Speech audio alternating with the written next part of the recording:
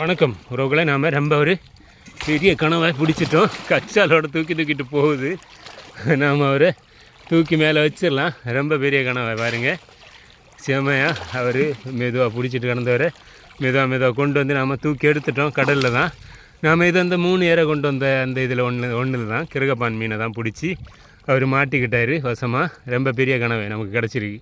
பரவாயில்ல, இன்னைக்கு நம்ம 3 ஏரை கொண்டு வந்ததுக்கு நல்ல பிரயோஜனம் உண்டு. சூரியனும் மேலே வந்துருச்சு பாருங்க. நம்ம விடிய கால நேரம் தான் கொண்டு போட்டோம்.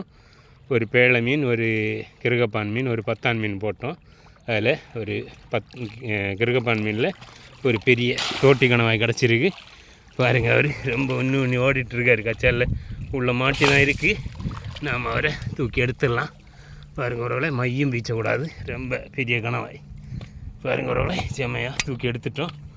ஓகே உறவுகளே, பாருங்கள். பாய்.